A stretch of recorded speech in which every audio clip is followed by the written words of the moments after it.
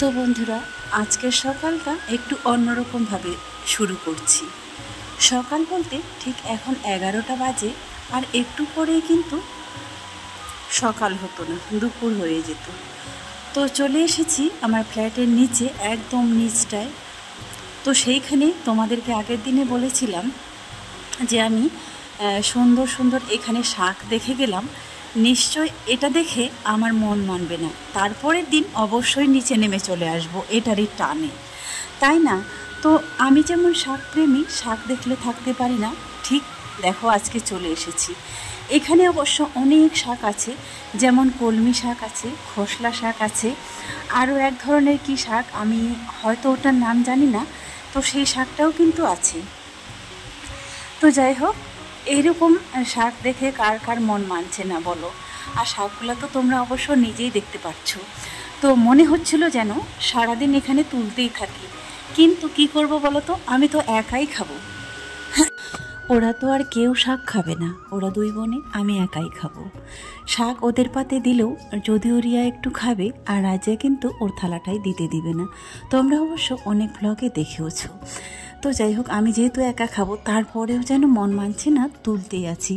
আসলে এই বাড়ির ভেতরে কেউ ঢোকে না, যদি কেউ ঢুকতো, জানা থাকতো, তাহলে অবশ্যই নিয়ে যেত।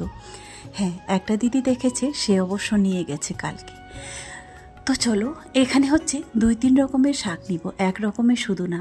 কলমি শাক নিব, খসলা শাক নিব, আর এইবারে যেটা তুলছি জানি না এটা কি শাক, এটা কিন্তু লতানো হয়, পুরো মাঠটাই একদম ভর্তি হয়ে গেছে। তো যাই হোক, আমরা যেটাকে নুনিয়া শাক বলি, ওই রকম শাকের মতো কিন্তু এই শাকটা, কিন্তু নুনিয়া না। আমি আসলে এত শাকের নাম জানি না। আর এইখানে যে রোদ, বলে বোঝাতে পারবো না। সবে 11টা বাজে, তোমরা দেখতেই পাচ্ছ কত রোদ। রোদে যেন কোনো দিকে তাকিয়ে দেখতে পারছি না, নিচটাই দেখছি। রোদের দিকে তাকালেই যেন অটোমেটিক চোখ বন্ধ হয়ে যাবে। তো ওয়েদারটা এরকমই চলছে 2 মাস ধরে। সকাল থেকে ভাবছি যাব, কিন্তু এই যে একজনকে তো ক্যামেরাটা করে দিতে হবে। ওরা বলছে আমরা কিছুতেই আমি যাব না, এখন তো রোদ।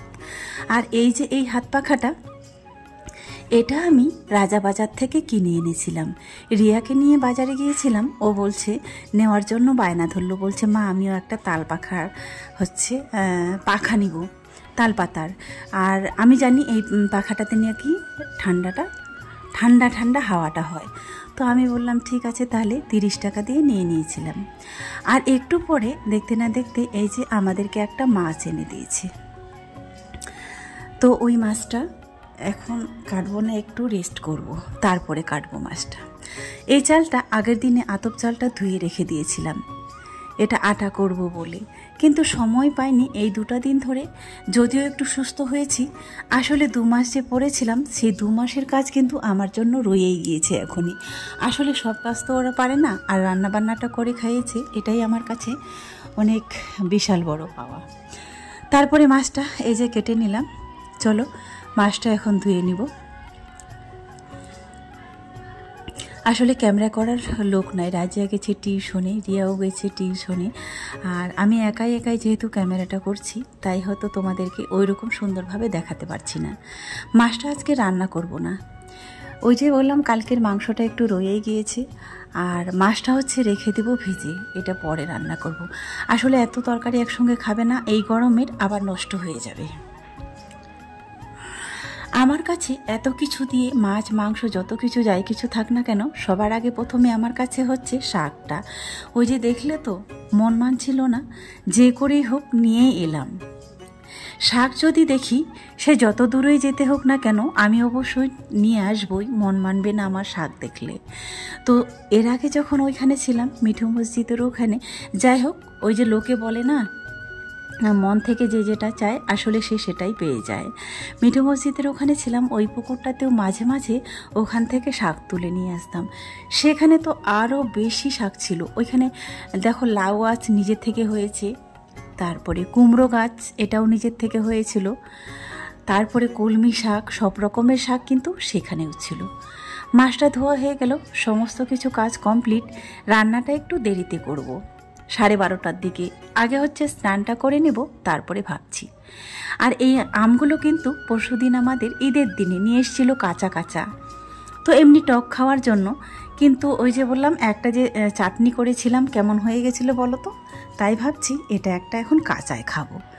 কাঁচা খাওয়ার জন্য যখন একটা কামড় দিয়েছি, দেখো ভেতরে একেবারে পেকে গেছে। আর আমটা অবশ্য ভালো না, আমটাতে বলো তো শ্বাস নেই, শুধু এই যে শেকড় শেকড় আমটা ভেতরে। কোনো আম এত সুন্দর থাকে একদম, যে ভেতরে যে আটিটা হয় ওটা একদম পরিষ্কার থাকে, আর এটা শুধু যেমন শেকড় শেকড় জ্বর জ্বর বোঝা যাচ্ছে। তো যাই হোক, এটা কাঁচাই এইভাবে খেয়ে নেব। আর আরও আছে 4টা, এবার ওটা ভালো করে পাকুক, ওরা 2 বোনে ওদেরকে দিব পাকলে পরে। আমাদের বাড়ি থেকেও প্রতি বছরে আম আসে, এবারেও হয়তো আসবে, একটু দেরি হচ্ছে। কারণ কি বলতো, মেদিনীপুরে যেমন পাকাপাকি সব কমপ্লিট, আমাদের দিকে এখনও কিন্তু আমের আটিটাই শক্ত হয়নি। এই তো আমি কদিন আগে ফোন করেছিলাম, বলছে না এই তো এখনও তো আটিটাই শক্ত হয়নি। আমাদের আম পাকবে হচ্ছে আষাঢ় মাসের শেষের দিকে, শ্রাবণ পড়তে যাবে তখন। আর একটা আম আছে 12 মাসি, ওটাকে বলে আশ্বিন আম। ওটা তো একবারে আশ্বিন ছাড়া পাকবেই না, ভাদ্র মাসের শেষের দিকে আশ্বিন পড়তে যাবে। তো এই যে দেখো শাকগুলা তোমরা দেখতেই পাচ্ছ, 2-3 রকমের শাকগুলা দেখে যেন প্রাণটা জুড়িয়ে যাচ্ছে, তাই না? হ্যাঁ বন্ধুরা, তো যাই হোক, এই শাকটা আমি যেহেতু আজকেই প্রথম নিয়ে এলাম, আরও একদিন নিয়ে এসেছিলাম অবশ্য। তো এখন থেকে আমাকে আর শাক কিনে খেতে হবে না। কারণ কি বলতো, এখান থেকে টুক করে নেমে ব্যাস নিয়ে চলে আসব। কলমি শাকটা খেতে আমার ভালোই লাগে, তারপরে এটা তো আবার দেশি, এটার কিন্তু বেশি স্বাদ হয়। আর এটা যেহেতু মাঠে ঘাটে হয়েছে, এটার কিন্তু কোনো রকম শাক প্রয়োগ করা হয়নি। শাকটা একবার ধুয়ে দেখলাম ভেতরে বালু বালু করছে, তারপরে আবারও ধুয়ে নিলাম। শাক কিন্তু এমনি এমনি 2-3 বার না ধুলে কিন্তু এই বালুটা ভেতরের দিকে যায় না। আর শাক রান্না করে খাওয়ার সময় যদি দাঁতে যদি বালু লাগে, তাহলে কিন্তু আমার পক্ষে একদম সম্ভবই না। ওই জন্য শাক আমি অনেকটা ঝোল দিয়ে 3-4 বার করে ধুয়ে নিই। তো চলো, দেখতে দেখতে আমটা খেয়ে এসে রান্না শুরু করে দিয়ে দিলাম। তো রসুন ছাড়িয়ে নিচ্ছি। ওই যে বললাম পাশের ফ্ল্যাটের দিদিটা কালকে আমাদেরকে একটু মাংস দিয়েছিল, ওরা নাকি বাড়িতে কোরবানি করেছিল। এখানে করেনি, দেশের বাড়িতে করেছিল, ওরাও খাসি কোরবানি করেছিল। তো সেখান থেকে একটু মাংস দিয়েছিল। তো যেহেতু বিকেলবেলার দিকে দিয়েছিল, ওটা আমি রেখে দিয়েছিলাম, রান্না করিনি, জাল দিয়ে রেখে দিয়েছিলাম। তো ওইটুকু এখন এদেরকে করে দেব, রান্না করে দেব। আর এই শাকটা দেখতে পাচ্ছ একদম কোনো রকমের শাক প্রয়োগ করেনি, সার দেওয়া নাই, কিন্তু শাকটা রান্না করতেই বোঝা যাচ্ছে কত সুন্দর হয়েছে। আর শাকটার একটা যা সেন্ট বেরিয়েছে না, তোমাদের বলে বোঝাতে পারবো না। যারা শাকপ্রেমী তারাই শুধু এটার মর্ম বুঝবে, অন্য কেউ কিন্তু বুঝতেই পারবে না। আসলে কদিন ধরে বাজার যাওয়া হয়নি, এই দোকান থেকে এই একটু একটু করে পেঁয়াজ আর রসুন, না পেঁয়াজ আছে, এই আদাও আছে, রসুন আর মশলা নিয়ে আসছে। তো কি আমার শাক ভাজা আর মাংস রান্না হয়ে গিয়েছে। তারপরে ইতিমধ্যে বলছে মা, রিয়া বলছে তুমি যেমন একটা আলু লঙ্কা ছিঁড়ে যেমন একটা হালকা পাতলা করে ঝোল করো, আমাকে ওই রকম একটা করে দাও, আমি ওটা খাবো। তো আমি ওটা সম্ভবত না, আমি ওটা করি আমসি দিয়ে কিংবা আম দিয়ে। তো যাই হোক, আমসি এখন আমার ঘরে নেই, তো ভাবলাম এই টমেটোটা দিয়েই করে দিই। তো মানে কিছুই দিতে হবে না, এই শুকনো লঙ্কা আর একটু জিরে ফোড়ন আর একটা পেঁয়াজ দিয়ে বাস তেলে দিয়ে দিলাম। দিয়ে এখন জলটা কিন্তু একবারে দিয়ে দিব। তো এরকম হালকা পাতলা এই ঝোলটা ওরা কিন্তু 2 বোনেই লঙ্কা ছিঁড়ে খুব পছন্দ করে, তো তাই ওদেরকে এই ঝোলটা করে দিলাম। তারপরে এই যে দেখো শাক ভাজা, আমাদের কিন্তু মোটামুটি খাওয়া দাওয়া কমপ্লিট। তো বন্ধুরা এখন হচ্ছে 5টা বাজে, ওরা 2 বোনে হচ্ছে ঘুমাচ্ছে, আর আমি এমনিতেই শুয়েছিলাম, ভিডিও এডিট করছিলাম আর কি। যাই হোক, চ্যানেলটা ঘাটাঘাটি করছিলাম। আর এইমাত্র হচ্ছে উঠে এখানে বসলাম, এখানে একটু হাওয়া দিচ্ছে, তো ভাবলাম এখানে একটু বসি খাওয়া দাওয়ার পর। আর হচ্ছে এই যে বসে বসে খেজুর খাচ্ছি।